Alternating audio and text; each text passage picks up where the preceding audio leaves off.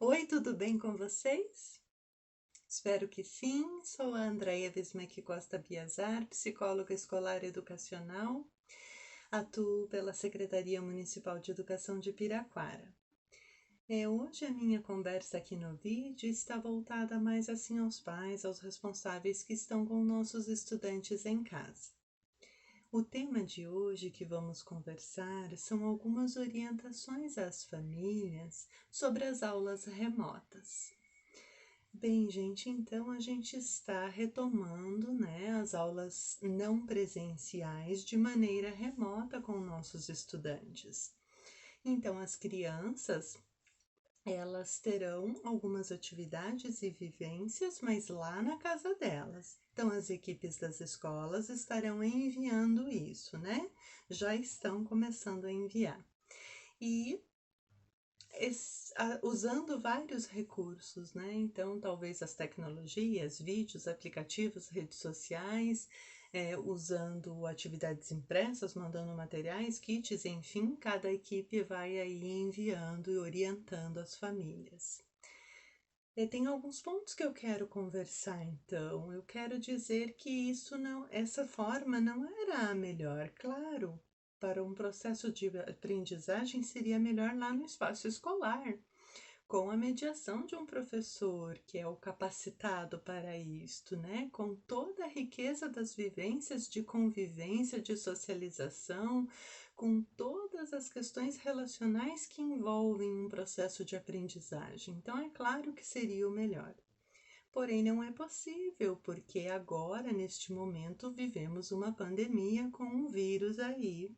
Não podemos aglomerar lá na escola, então pensamos no que seria possível, O país todo está pensando no que é possível. Por isso, o ensino remoto. Também, gente, não era uma coisa que todo mundo dominava, isso tudo é novo para os pais, é novo para as crianças, é novo para os professores. Então, é um processo que vai, assim, precisar de muita calma, muita paciência, de união de todos da comunidade escolar, para a gente superando isso tudo junto e descobrindo novas formas juntos. E aí precisa de muita comunicação, um diálogo constante e intenso entre escola e família. Preciso falar também que a psicologia entende que é função do sistema familiar, esse sistema que cria essa criança, é ensinar autonomia, independência, regras, limites, como que eu amarro um calçado, como que eu como, o que que eu vou vestir, que agora eu tenho que desligar o videogame. Esses pontos todos são do sistema familiar. E não é porque agora tem uma pandemia e as atividades virão para casa que será diferente. Não tem nada de diferente nisso na função do sistema familiar. Quem cria essa criança tem esta função de fazer esta condução. Antes da pandemia, os pais tinham que levar seus filhos à escola, participar de reuniões, tinham que olhar a agenda, arrumar mochila. Esta função não modifica-se. A partir do momento que há uma atividade, uma vivência, algo chegando em casa, este sistema familiar também é responsável por apresentar isto a esta criança e conduzi-la, organizá-la, como com todas as outras coisas da vida. Então, a gente precisa fazer esse pensamento. É claro que os pais não são professores e não estão para ensinar nada. Quem vai fazer isso são os professores que irão pensar e ver a melhor maneira de mandar estas atividades, inclusive para aqueles que não têm acesso às tecnologias. Mas é função, sim, de um sistema familiar fazer conduções, planejamento, organizar esta criança, apresentar-lhe uma rotina. Então, isto é. Então, hoje eu quero dar estas orientações que pode ser que ajudem, as famílias, os pais a conduzirem essas aulas remotas. Então vamos pensar no primeiro ponto, que é o engajamento. Uma criança, quando vai começar uma atividade, se ela começa com animação, se isso lhe é apresentado de uma maneira atrativa, leve, gostosa, divertida, ela vai incorporando isso dentro dela como algo bom. Ai, que prazeroso, ai, que delícia.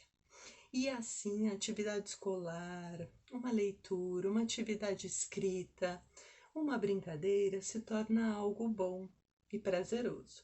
Mas se isso lhe é apresentado de uma forma ruim, deixa isso para lá, não precisa fazer. Estamos de férias em pandemia e isso aí que mandaram não tem significado nenhum.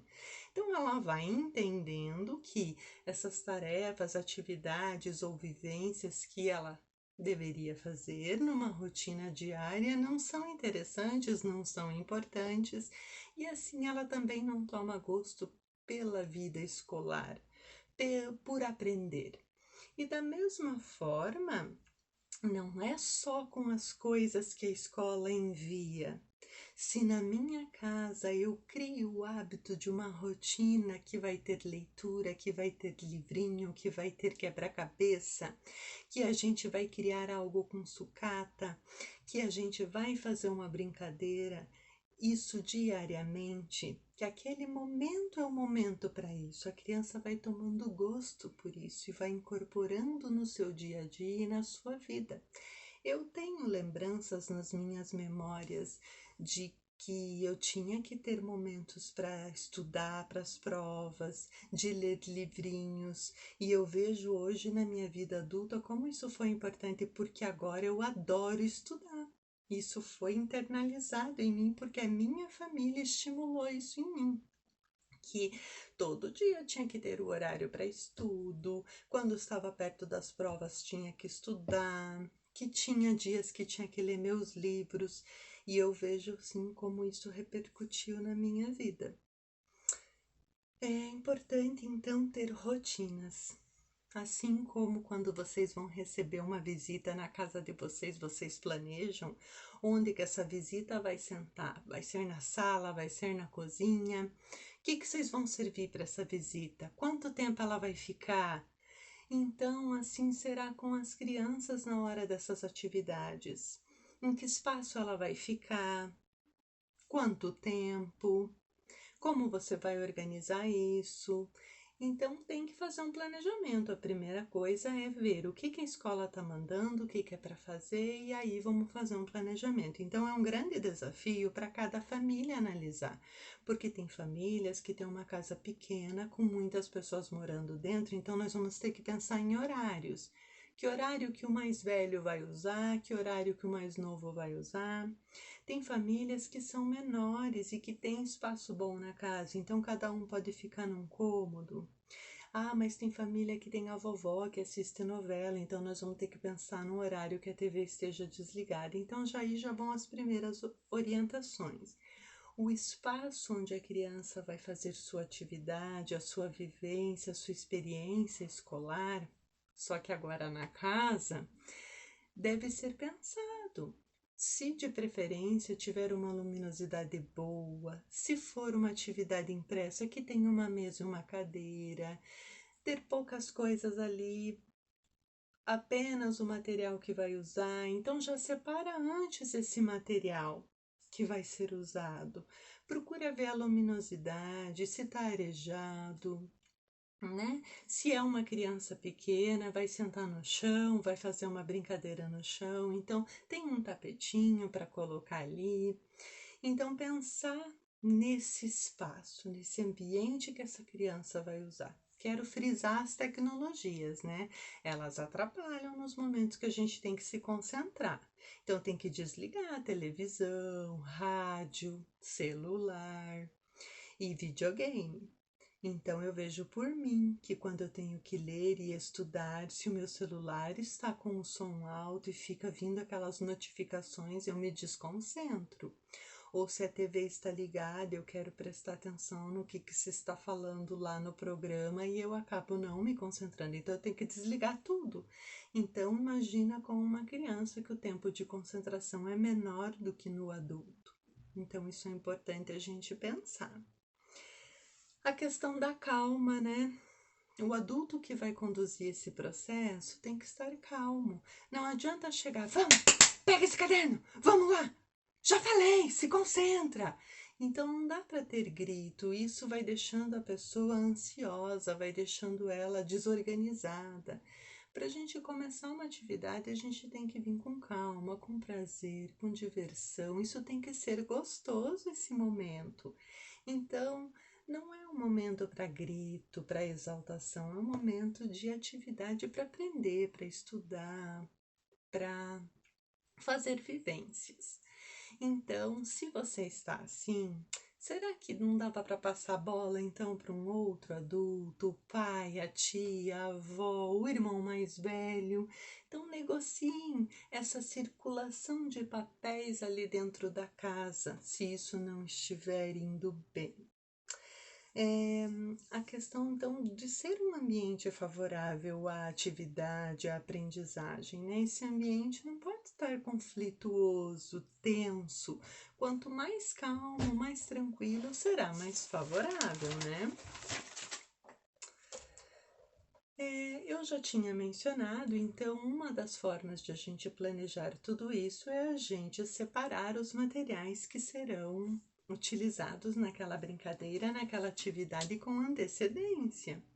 Então, vejam o que o professor orientou, o que vai ser necessário e já separem antes para organizar esse espaço para a criança.